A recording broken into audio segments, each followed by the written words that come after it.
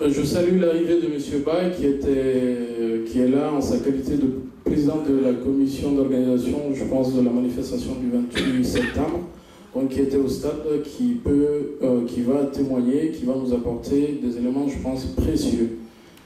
Donc par rapport à ça, j'ai préparé un discours en tant que président de la commission d'organisation que je vais vous lire. Mesdames et messieurs les représentants des associations de la société civile, mesdames et messieurs les représentants des partis politiques qui sont là, mesdames et messieurs les représentants des organisations de défense des droits de l'homme, nous avons la FAVEC et d'autres associations, chers compatriotes, nous voici réunis aujourd'hui pour célébrer dans la tristesse, le 3e anniversaire des événements du 28 septembre. Ce massacre collectif marquera à jamais la mémoire de la nation. Le peuple de Guinée sentira toujours la souffrance et les douleurs que ces violences ont provoquées. Les familles sont encore sous le choc de la perte d'un père, d'une mère, d'un frère, d'une sœur, ou tout simplement la perte d'un proche. C'est en effet plus de 157 personnes qui ont perdu la vie, des milliers de blessés et des viols collectifs qui ont indigné l'humanité entière. Ce traumatisme ne s'effacera pas dans la conscience collective, d'autant plus qu'on a encore assisté tout récemment à un massacre à Togota, en Guinée forestière, et comme je le disais, il y a eu aussi dernièrement quelques personnes qui ont été tuées et d'autres violentées lors d'une manifestation. Mesdames et messieurs, c'est justement pour que ces événements ne soient pas oubliés que nous avons initié cette journée de commémoration afin de rappeler à tous que les auteurs des massacres sont encore libres. Il convient de noter que certains présumés coupables sont encore ministres de la République et que d'autres vivent tranquillement sans aucune inquiétude. Certes, la justice a accompli des progrès, 3 coupables présumés ont déjà été inculpés, mais le chemin est encore long, très long. C'est pourquoi nous devons à chaque instant intensifier la mobilisation afin de faire aboutir le processus judiciaire qui est en cours. Les coupables doivent répondre de leur forfaiture pour enfin que les familles et les victimes puissent entamer leur deuil. La justice doit prononcer le droit et sanctionner les coupables pour que ce genre de massacre ne se répète jamais. La Guinée a besoin de se rassembler et sans la justice, les plaies ne cicatriseront pas. Le peuple de Guinée se retrouvera ensemble dans la justice et l'équité républicaine lorsque justice sera faite. Voilà, chers compatriotes, pourquoi nous avons choisi justice comme mot d'ordre de cette journée. Nous avons estimé qu'aujourd'hui, il n'y a que la justice qui compte et de nombreuses familles et victimes attendent dans l'impatience que la lumière soit faite. Notre devoir, c'est de les accompagner et les aider dans cette quête inlassable du droit. Nous ne ménagerons pas les efforts pour que demain les meurtriers soient sanctionnés ici, avant l'autre sanction incontournable, la sanction divine. Paix à l'âme des victimes, vive la justice et vive la Guinée. L'absence de justice dans un pays a des conséquences sur le plan de la sécurité, puisque les personnes sont en impunité, en puissance, ils peuvent recommencer, et on a vu des exemples en Guinée.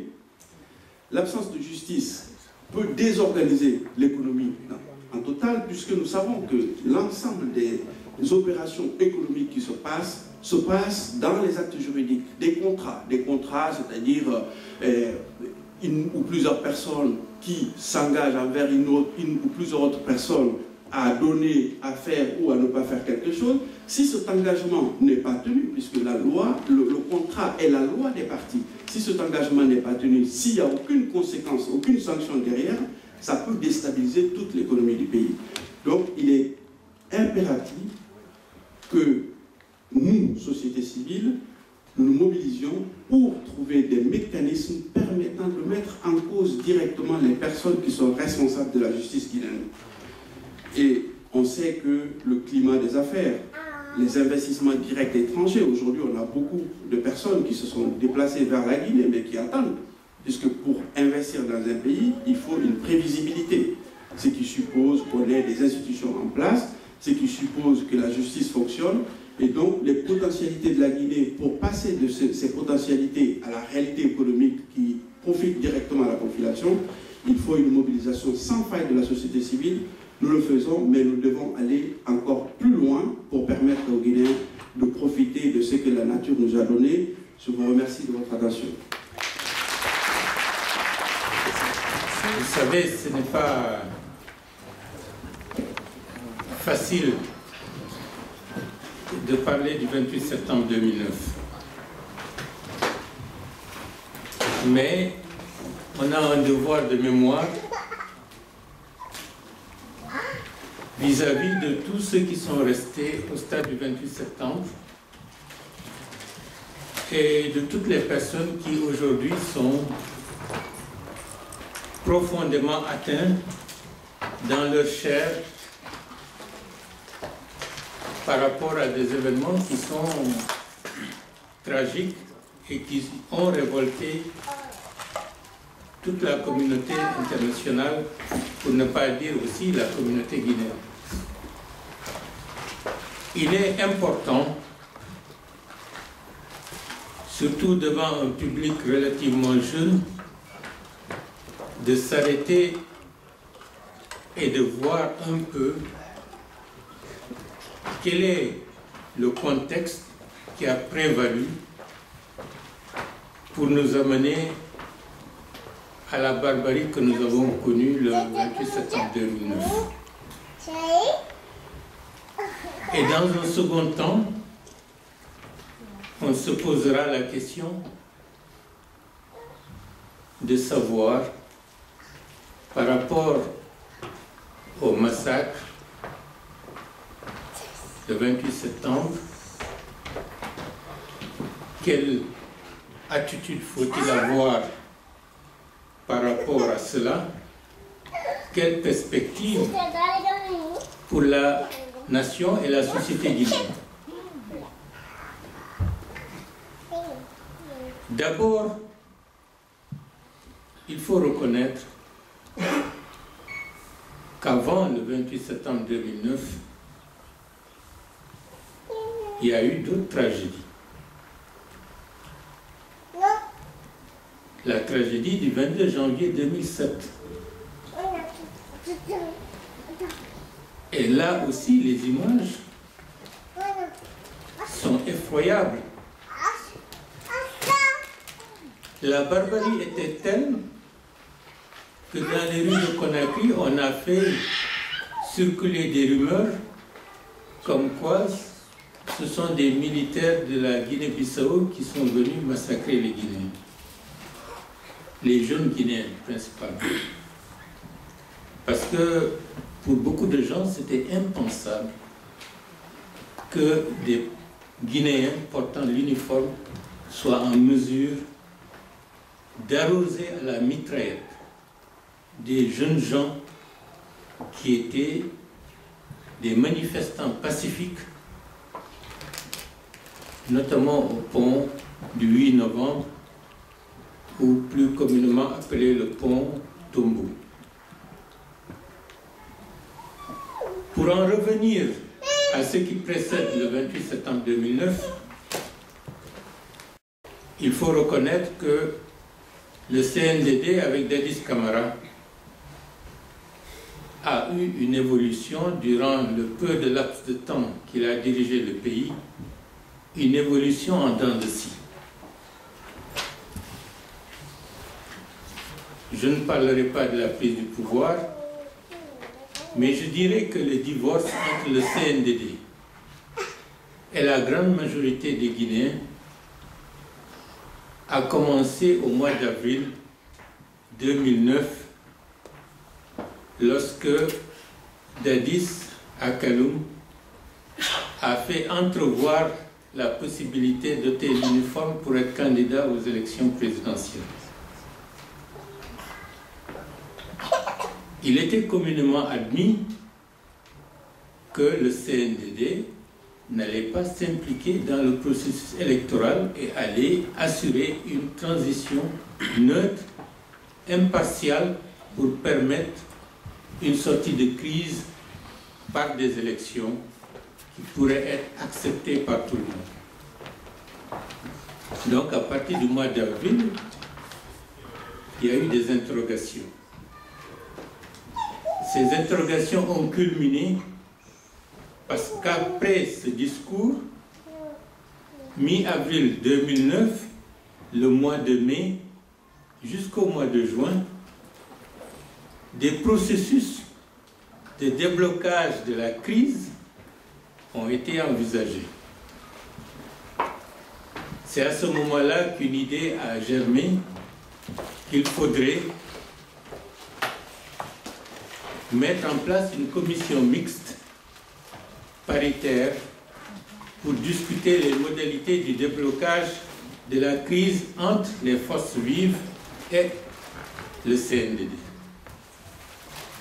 Je rappelle que cette idée est née lors d'une rencontre entre les représentants des forces vives, en l'occurrence Adjarabi Issa Diallo, Jean-Marie Doré et d'autres, avec la junte militaire. Donc l'idée de mettre en place cette commission est née lors de cette rencontre. La mise en place de cette commission paritaire, je crois qu'il y avait 11 de part et d'autre, et aller au-delà du mandat qui leur était confié. Cette commission, remettant en cause les accords au niveau des forces vives, parce que les forces vives avaient de manière majoritaire déclaré que les premières élections qui devraient intervenir seront les législatives. La CENI, à ce moment-là, était en train de préparer les élections législatives. La mise en place de la commission a amené à l'inversion de l'ordre de ces élections.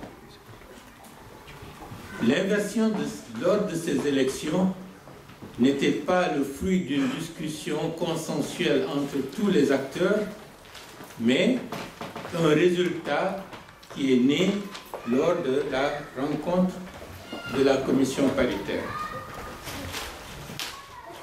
Il est admis à partir de ce moment-là qu'au lieu d'organiser les élections législatives, il faut désormais organiser les élections présidentielles.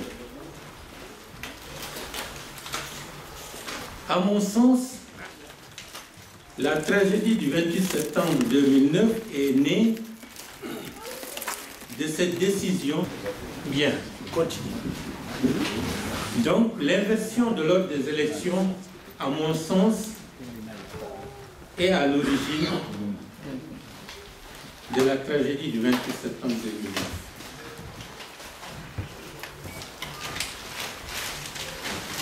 Pour mémoire, je sais que Makanera ne me démentira pas, le seul parti qui s'était opposé dès le début à ce qu'on mette d'abord les législatives et après les présidentielles, c'était l'UFR, c'était connu. Mais toutes les autres formations étaient d'accord qu'il fallait organiser les législatives et ce n'est qu'après qu'on ira organiser les présidentielles. Donc la commission remet en cause cet accord qui avait failli scinder les forces vives dès le début de leur constitution.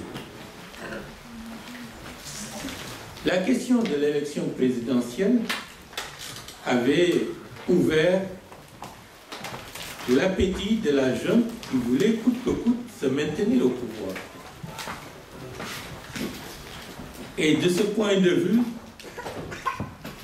il fallait tout faire pour empêcher ou bien pour justifier l'implication des militaires en tant qu'acteurs ou en tant que candidats pour ces élections.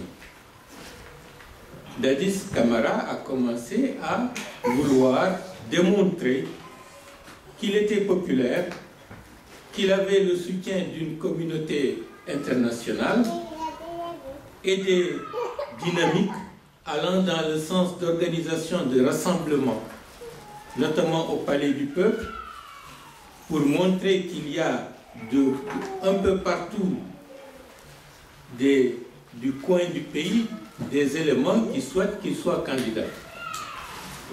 Il utilise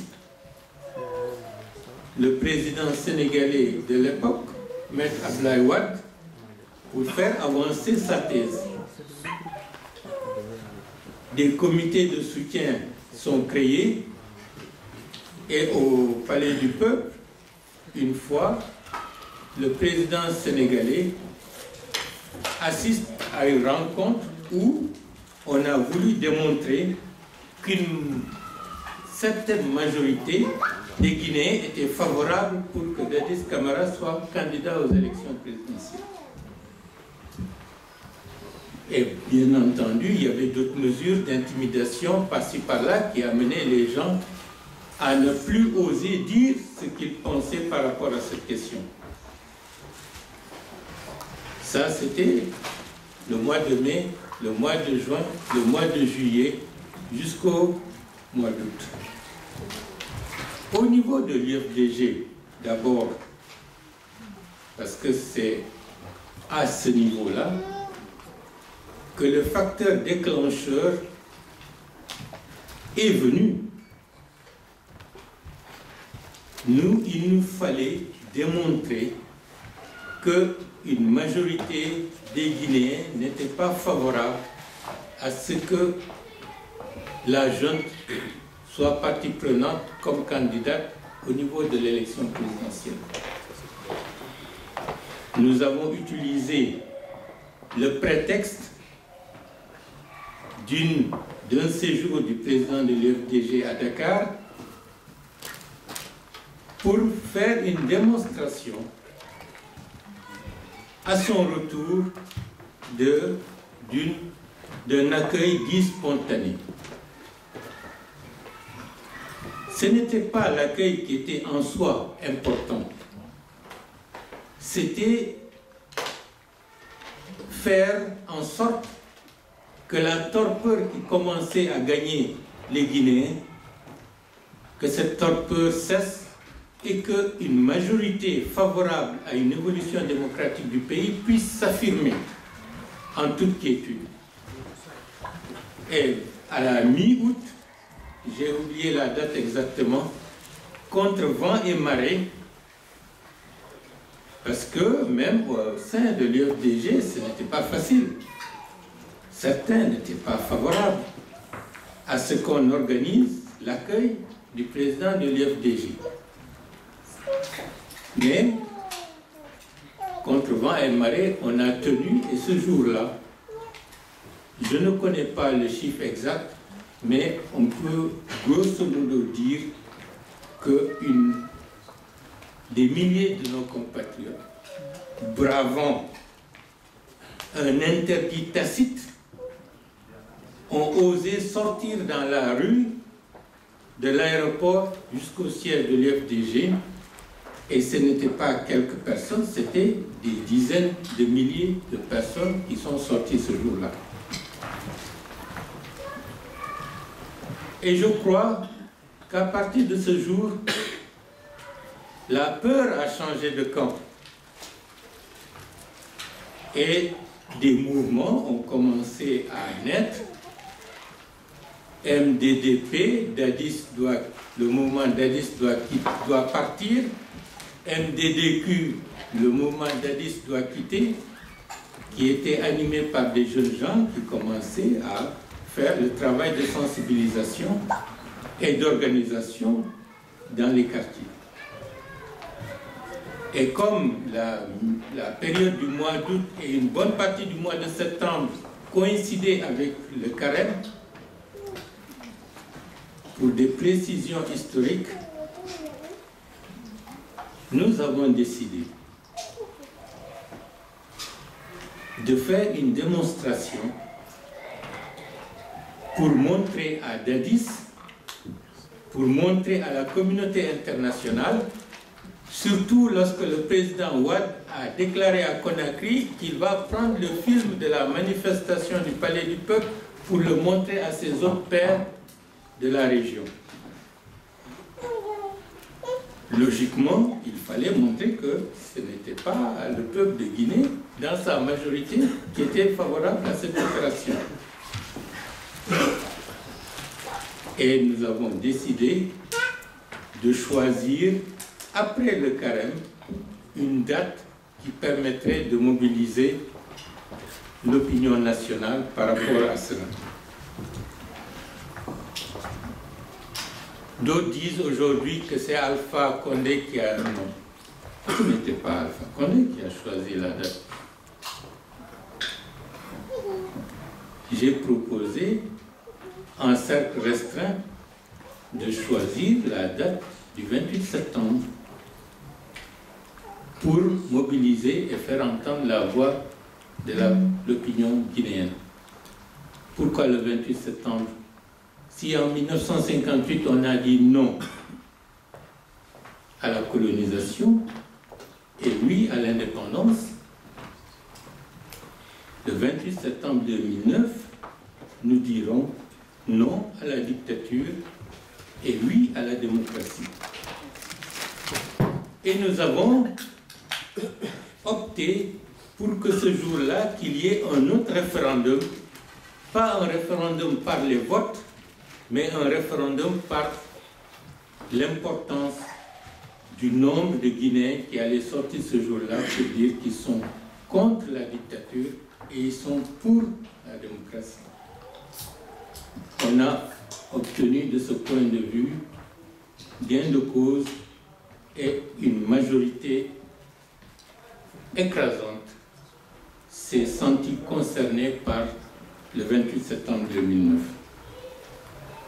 Au stade du 28 septembre, je ne reviendrai pas sur certaines péripéties, mais je ne veux pas rentrer dans les détails parce que ce sont des images et des souvenirs particulièrement douloureux. Et ce n'est pas par pudeur, mais c'est surtout par respect pour les personnes qui ont été violentées, pour leurs proches, que pour ce public relativement jeune, il vaut mieux ne pas insister là-dessus.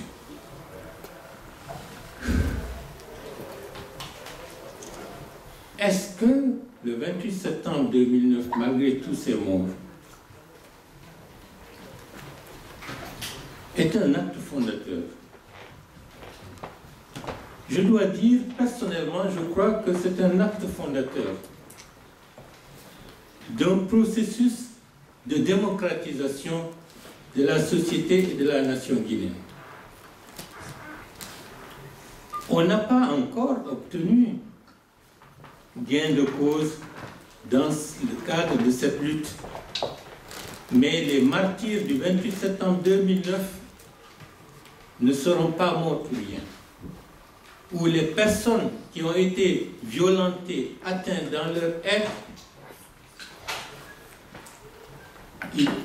ce ne sera pas pour rien. Je suis sûr, un régime démocratique saura honorer les victimes et les morts du 28 septembre 2009. La justice.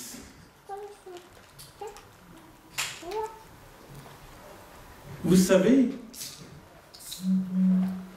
la justice, c'est d'abord une volonté politique. La volonté politique n'existe pas pour faire la lumière, situer les responsabilités par rapport au massacre du 28 septembre 2009. Faire la lumière par rapport au massacre du 28 septembre 2009, situer les responsabilités, est un engagement de ne pas faire ou d'utiliser les mêmes méthodes.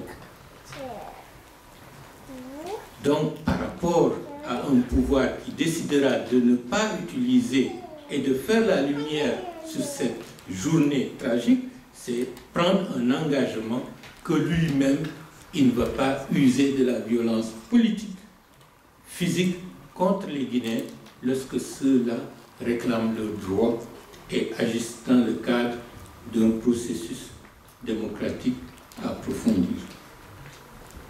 C'est la raison pour laquelle, dans le contexte actuel, personnellement, je ne milite pas pour que le régime d'Alpha Condé fasse la lumière sur cette affaire. Parce que je sais profondément qu'il ne le fera pas. Et même s'il le fait, ça n'aura aucune portée pédagogique, aucun acte de transformation et de mise en place de nouvelles règles de gestion et de gouvernance en Guinée. Je vais raccourcir pour dire que par rapport au 28 septembre 2009, par rapport à l'histoire des violences politiques depuis l'indépendance, il y a quelque chose de fondamental qu'il faut prendre en compte.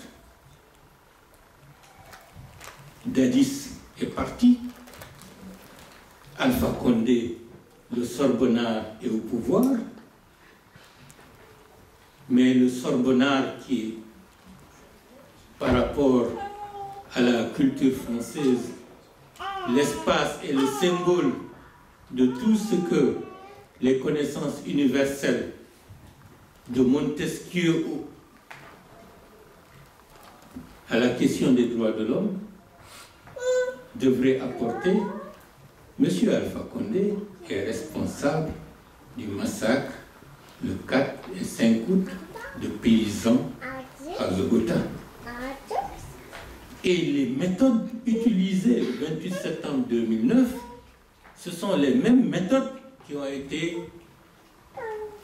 pratiquées dans la nuit du 4 au 5 août à Zogota. Il faut extirper au niveau de l'âme de certains Guinéens cette capacité de résistance et de contestation. Il faut les anéantir. Il faut montrer que tout ce qu'ils ont de sacré n'a pas valeur aux yeux de ceux qui détiennent le pouvoir. S'il y a eu viol des femmes le 28 septembre 2009, il y a eu volonté de s'attaquer à ce que les populations locales de Zérekoré et d'alentour considèrent comme étant leur valeur. S'attaquer, anéantir leur croyance d'être invincible, et c'est la raison pour laquelle à Zogota, le massacre était horrible et impitoyable. Pour conclure, peut-être pas pour conclure, mais pour une piste de réflexion, la question de la communauté internationale, notamment du CPI, va-t-elle résoudre notre problème? Je ne pense pas. Lorsqu'on voit comment est la gouvernance globale, par rapport à l'utilisation des textes, où est Malik? À l'utilisation des textes de droit, que ceux qui sont chargés d'appliquer le droit attendent l'autorisation du pouvoir politique pour savoir ce qu'ils doivent faire, c'est pour vous dire qu'on a du pain sur la planche. Je ne veux pas remettre en cause la force et la volonté de certains magistrats, de certains avocats, parce que là aussi c'est une lutte politique. Ça ne viendra pas comme ça. C'est un rapport de force. Le viol de la Constitution, l'apathie des institutions, lorsque le droit est violé, le droit consacré par la Constitution du pays, la facilité avec laquelle on accepte et on est incapable de s'indigner devant des violences qui peuvent être des violences physiques ou des violences intellectuelles. Lorsqu'on nous mène tout droit vers le précipice et on fait comme si nous ne sommes pas concernés, ça pose la question d'une responsabilité plus large. Et c'est pour cela, je pense que la Cour pénale internationale, ce serait un débarras, entre guillemets, je m'explique. Les violences politiques en Guinée sont fortement ancrées dans une mentalité politique qui fait que pour beaucoup de nos compatriotes qui sont dans l'arène politique, la fin justifie les moyens. La fin justifie les moyens, c'est-à-dire, quand je suis au pouvoir, je vais utiliser la puissance publique, la force pour anéantir mes adversaires. La conception d'un pouvoir limité, d'un pouvoir où la citoyenneté est aussi une réalité, n'est pas la chose qui est la mieux partagée parmi tous ceux qui sont en compétition dans la lutte politique guinéenne aujourd'hui. Je suis pas pour ceux qui disent le 28 septembre, ce sont les Peuls qui ont été massacrés. Le 4 et 5 août, c'était des forestiers qui ont été massacrés. Hier, c'était des militants de l'UFDG qui sont assassinés, et avant-hier. Lorsqu'on procède ainsi, par cloisonnement, par tronçonnage, on empêche une évolution globale pour se rendre compte qu'il y a deux camps.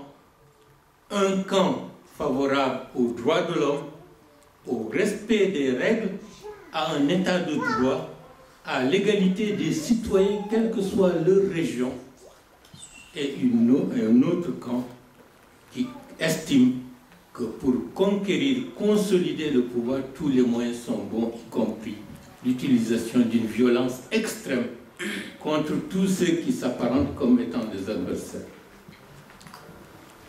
C'est la raison pour laquelle je souhaiterais, et je suis sûr que ça va venir, la justice viendra, mais je suis pour que le tribunal soit à Conakry pour juger des affaires où des Guinéens ont été exterminés par d'autres, tout simplement parce que cela était au pouvoir et que les autres n'étaient pas au pouvoir. Je pense que c'est la seule manière de montrer aux dirigeants futurs que la violence politique est finie et que désormais, c'est les règles de droit qui doivent être appliquées. Je vous remercie et ce combat est notre combat à tous. Vous savez qu'hier aussi, il y a eu des morts ou des blessés à Conakry. Personne ne sait ce que les prochains jours nous réservent. Mais ce qui est fondamental, l'enjeu, c'est de faire en sorte qu'un réel régime démocratique, respectueux des droits de tous les citoyens guinéens, puisse arriver au pouvoir. C'est à partir de ce moment-là que nous pourrons envisager de manière réaliste et de manière lucide l'application des règles de droit et des règles de protection des citoyens guinéens. Je vous remercie. Merci beaucoup. Je remercie surtout M. Baroudi de notre temps de la Perche pour ceux qui suivent. La Guinée a un problème avec la violence. Pour comprendre ce qui s'est passé le 28 septembre 2009, il faut avoir compris ce qui s'est passé avant. Ce pays, depuis 1958, vit dans le climat ambiant de la violence. Donc, je disais tantôt que la Guinée, depuis 1958, a fait le lit d'une violence politique banalisée et régulière envers tout ce qui est contraire à la pensée ambiante, à la pensée unique. M. Ba venait de le dire tantôt. Donc, dans l'intérêt de cet exposé, nous distinguerions 4 étapes successives pour comprendre les violences qui se passent aujourd'hui, à quoi elles tiennent. Donc, nous avons la première étape qui est de 1958 à 1984, c'est-à-dire la Première République. Ensuite, de 1984 à 2008, sous la Deuxième République. De 2008 à 2010, par rapport à la transition militaire 1 et 2. Et puis de 2010 à 2012, jusqu'à nos jours, c'est-à-dire sous une présidence civile après une épopée militaire. Donc, dès le deuxième semestre de l'année 1959, c'est-à-dire à peine un an après l'indépendance de la Guinée, nous avons assisté à un premier complot, entre guillemets, appelé complot pro-français. Pendant ce tragique événement, des citoyens ont été nuitamment extraits de chez eux. J'en cite de mémoire quelques-uns. Il y avait M. Bakele Sankom, il y avait l'imam de Corantin, El Hadj Mamadou Lamine Kaba, Sekou Moussa Fofana et j'en passe. 2 ans après, en 1961, ce fut le complot dit des enseignants. Suite à une grève et des revendications catégorielles, M. Sékou Touré et son régime en ont profité pour arrêter certaines personnes qui étaient jugées très à gauche, plus à gauche que ne l'était le PDG lui-même. En fait, les enseignants étaient le fer de lance du mouvement pour le non au référendum de 1958. En 65, vous remarquerez la régularité des événements. Je vous ai dit 59, 61, et puis en 65, vous avez le complot dit des enseignants. Excusez-moi. En 65, c'est le complot dit des commerçants. Affaire Tidiane Keita. La plupart des membres de l'assistance sont des jeunes qui n'ont pas connu cette période. Mais il n'est jamais inutile de rappeler ce qui s'est passé avant, parce que le passé conditionne le présent qui lui-même nous projette vers l'avenir. Donc il y a ce complot dit des commerçants, ou affaire Tidiane Keita, durant lequel il y avait des personnalités éminentes, des agents économiques, notamment M. Touré, Mamadou dit Petit Touré, qui a été arrêté pendant cette période. Après vient la période de 1969, le complot dit des officiers, ou complot Kaman Fodeba. Il y avait le colonel Kaman Djabi, le général Noumandian Keita et M. Fodeba Keita, qui ont été arrêtés à cette occasion. Rappelez-vous que nous étions en 69 et que l'année d'avant, en 1968, M. Modibo Keita a subi un coup d'État au Mali, durant lequel il a perdu son pouvoir. Et 2 années auparavant, en 1966, il y avait M. Kwame Nkrumah au Ghana qui, lors d'un séjour à l'étranger, a perdu aussi son pouvoir. Donc Sékou Touré était dans la hantise d'un coup d'État qui pouvait se produire en Guinée. Arrive la grande boucherie, ce que j'appellerais la grande boucherie, c'est-à-dire la tentative de débarquement de 1970. Une tentative de débarquement naval de militaires portugais assistés de ressortissants guinéens, qui se solda par un échec. M. Sékou Touré, pour qui c'était du pain béni, en profita à partir de janvier 1971 à arrêter l'intelligentsia guinéenne. C'est-à-dire que nous avons des centaines de personnes qui ont été arrêtées, ça va du simple cultivateur au fin fond de la Guinée jusqu'au cadre supérieur. Nous avons, je n'ai pas le chiffre exact, mais au moins 1 millier de Guinéens a été arrêtés à l'occasion des événements de janvier, de novembre 1970. Arrive enfin 1976, le complot dit complot Peul fut annoncé avec l'arrestation de M. Diallo Telli, premier secrétaire général de l'Organisation de l'Unité africaine. Mais ce qui est nouveau avec le complot dit complot Peul, c'est que là on franchissait une nouvelle étape dans la surenchère pour expliquer la cause de l'échec économique du pays. Pour la première fois, toute une communauté était indexée et rendue responsable de l'échec économique du pays. Le constat, c'est que depuis l'avènement de la Guinée à l'indépendance en 1958, la violence politique fait partie du décor. Les arrestations et disparitions de citoyens se produisent sans procès équitable. D'ailleurs, dans la litanie de complots dont je vous ai parlé, vous remarquerez que pas une seule fois les accusés n'ont l'assistance d'un avocat. Du jour où on vous arrête jusqu'à votre disparition complète, la famille ne peut vous rencontrer, personne ne vous revoit plus, si ce n'est votre tortionnaire. Toutes ces personnes, l'intelligentsia guinéenne a été liquidée. Si nous vivons dans le marasme aujourd'hui, c'est la conséquence logique des actes qui ont été posés depuis 1958. On s'étonne souvent devant les atrocités du moment, mais il faut toujours faire ce feedback, repartir en arrière pour voir ce qui s'est passé et comprendre, pour mieux comprendre ce qui se passe aujourd'hui. Donc c'est pour ça que l'idée d'une conférence nationale, j'en parle sous le contrôle de l'ancien ministre de la Réconciliation nationale, l'idée d'une conférence nationale comme catharsis pour nous débarrasser de notre mal, parce qu'en fait c'est dans le subconscient du Guinéen. À la limite, on tuera votre voisin devant vous, vous trouverez ça tout à fait normal. Bon, je ne suis pas concerné. Les bourreaux ont le beau rôle dans ce jeu. Le jour où on s'assoit autour d'une table et qu'on prendra conscience du danger que nous guettent tous les uns les autres, on aura franchi un grand pas. Je vous remercie. Merci, merci.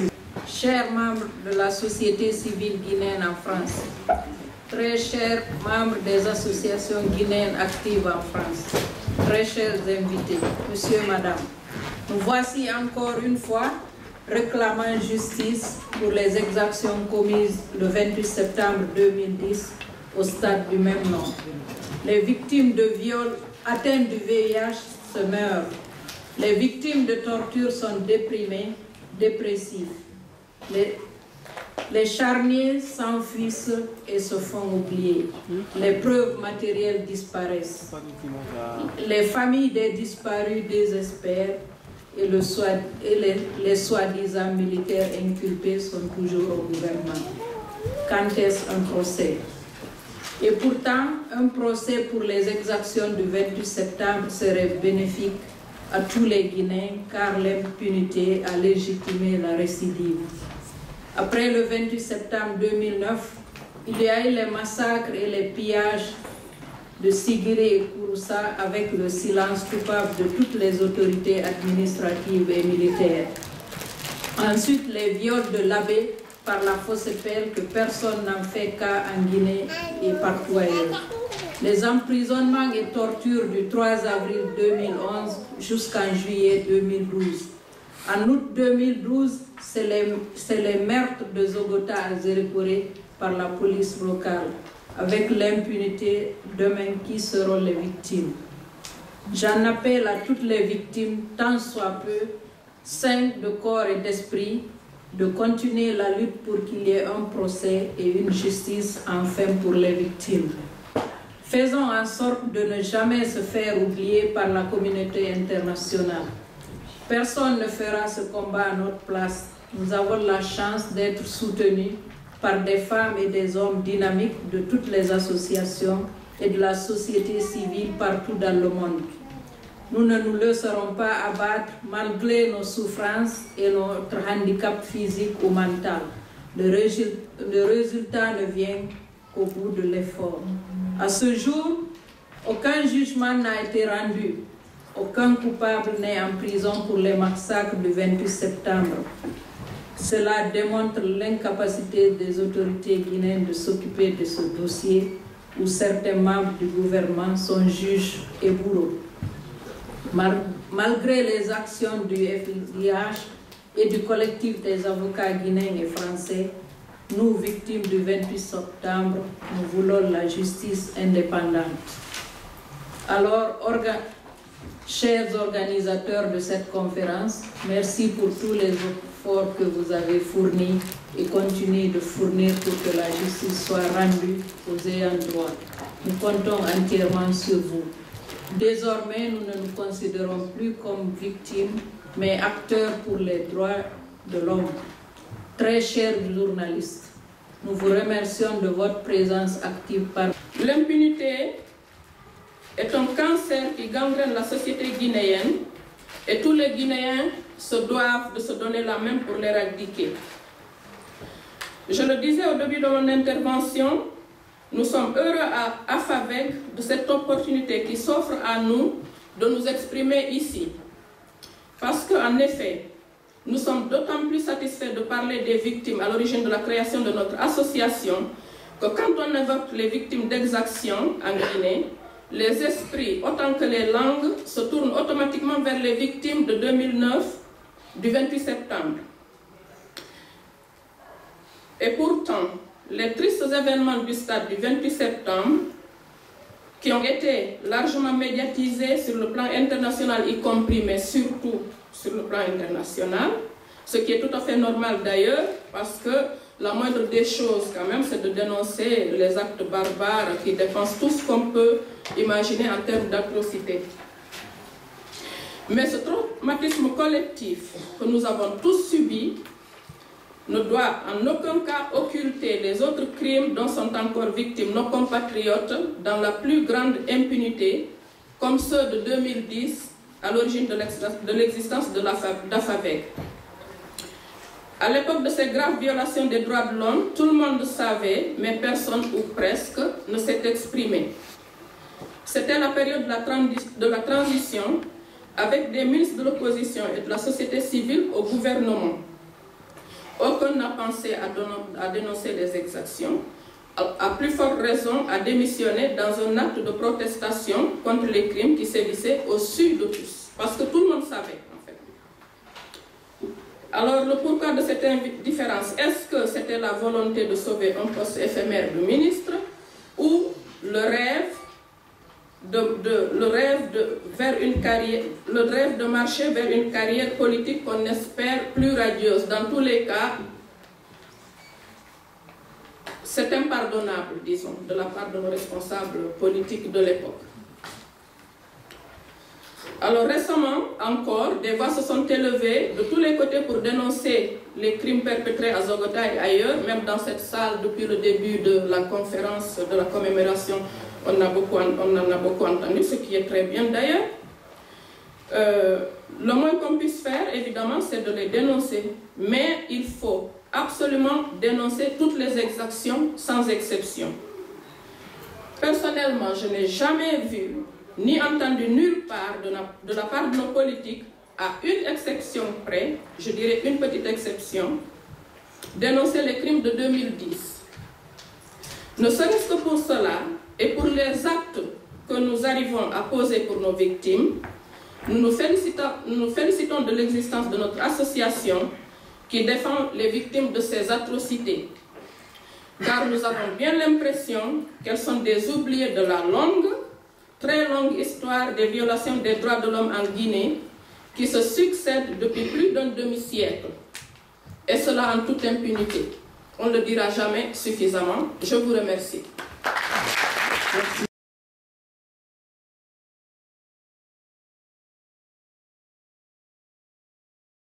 اللهم صل على سيدنا محمد اللهم صل على سيدنا محمد اللهم صل على سيدنا محمد أعوذ بالله من الشيطان الرجيم بسم الله الرحمن الرحيم الحمد لله رب العالمين الرحمن الرحيم مالك يوم الدين إياك نعبد وإياك نستعين اهدنا الصراط المستقيم صراط الذين أنعمت عليهم غير المغضوب عليهم ولا الضالين آمين اللهم يسر لنا أمورنا مع الراحة لقلوبنا وأبداننا والسلامة والعافية في ديننا ودنيانا وكلنا صاحبا في سفرنا وخليفة في أهلنا واتبس على وجوه أعدائنا وأمسكهم على مكانتهم فلا يستطيعون المضي ولا المجيء إلينا ولو نساء لطمسنا على عينهم فاستبقوا صراطهم فأني يبصرون ولو نساء لمسخناهم على مكانتهم فما استطاعوا مضيا ولا يرجعون ربنا تقبل منا انك انت السميع العليم وتب علينا انك انت التواب الرحيم واغفر لنا وارحمنا انك انت الغفور الرحيم الله جنيت ان قبل ميت انغال الله جنيت ان قبل ميت انغال